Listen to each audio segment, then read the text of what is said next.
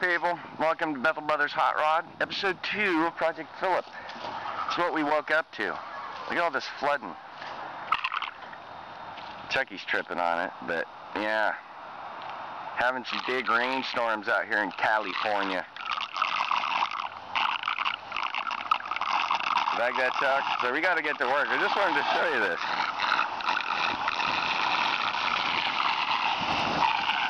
Chucky, now. No, don't make it. It's cool noise, though. Alright, so we come out this morning, besides the flood. It was so humid in here last night, the windows were sweating, and it was kind of cold. And I couldn't really run any kind of heat source thing with this place all filled up with paint particles. I didn't want to blow up my house, okay? This is just the primary coat, and some of you guys said, oh, look, it looks like there was some oil or something on there. It's on the other side. It wasn't actually oil that caused these spots to happen. Those were just big fish eyes in the paint, and that's the primer underneath it. There's a couple. Now there's some bad runs there. We're going to show you how to fix those. But the paint is too sticky. You can't even touch it. So we got the dryer running in a little propane camp stove in here with some fans blowing. I got the temperature up, so a couple hours we might be able to come out here and touch it. But man, it's shiny. Woo, woo, shiny. Philip should like that. Oh, I do. Okay, people, it's been a crazy day. It's actually late. No light coming through the window. There's been condensation problems. See this? Due to the humidity of the rain outside and in here, the paint wasn't drying, and some of these spots were due to the condensation flying through my gun. I have a hot rod filter on here, and inside there I threw in a big chunk of foam that will not suck down this reduced pipe to help catch some of the exterior water vapor. Whoa! We also got a collector over here with some more foam in the oiler to further catch more water vapor, which will already catch water vapor in chunks of rust here, but this is just a secondary backup. Joe's not here.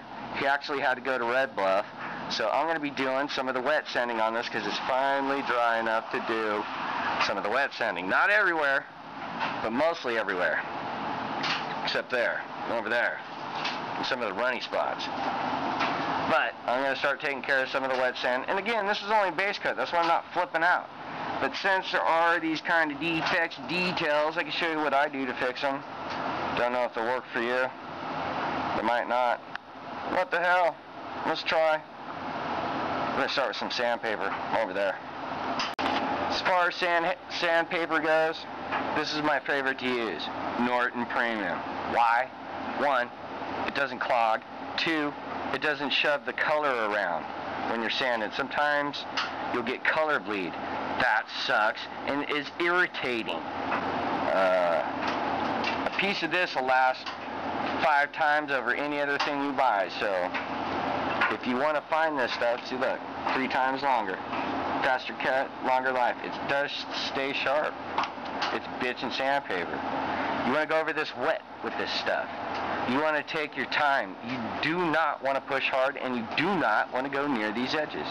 Edges are all done. If you do, you're barely touching it. You're like, oop, there, I'm done.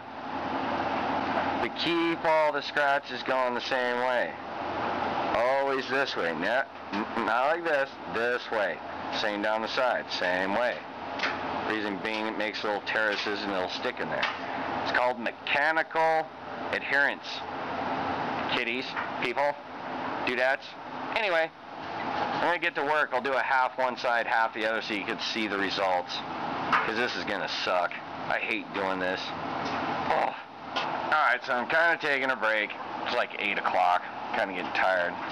Using my old faithful piece of styrofoam as a block. Still using the same piece. I've done half the truck so far. Oh, and a sponge because I lost my squirt bottle, and a clean rag.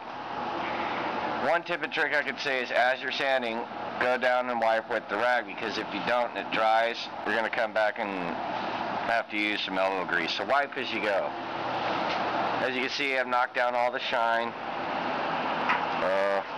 There's some spots here. Right there's one. There was some runs. I know you can see the outline of where the run was, but they're all smoothed down. They're plain. There was a couple runs. There's a big old long set of runs. Bunch of runs there, but now they're all smooth. And once I paint over that again, you're never going to see it. You never know it was there. But that's what you do. You just slowly go back and forth. Yes, I ate into the primer, but you kind of end up doing that, you know. No avoiding it. That's why I'm calling it the base coat. I knew it was going to happen. I sprayed way too much paint on there to get coverage. But in the areas that I didn't get run, I got what I was after. Total deep coverage. These spots I'll come by and paint them before I spray the rest of the stuff. Let that dry a little bit so it more closely matches the coverage before I cover it again. Otherwise, that'll shine through. So spot paint these. Tip and trick. And if you notice, I didn't get near the edges. The edges aren't exposed. So, yeah. That's what I can recommend. Man, I'm getting tired, and I know my vocalization may be hard to interpret, but I am trying. I still got to do this whole side. Man, there's a big run there I got to take care of.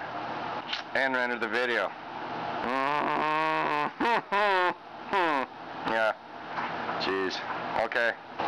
Something I forgot to mention. Remember how dude sanded it this way? You can still see where he did that, even through the new paint, even through the new sanding. That's why it's important to blend all your scratches one unilateral direction, because in the end it fools the eye. You don't see swirl, you don't see sideways scratch, you don't see up and down and sideways. In fact, even in the paint, I'll try to find a spot quickly, but you can see where they sanded crooked. There's a good scratch there. It's not showing up all that great, but it's a big sideways scratch. So that's what I was talking about. If you keep it all unilateral, eventually it all planes out. So that's the way to do it. Try it.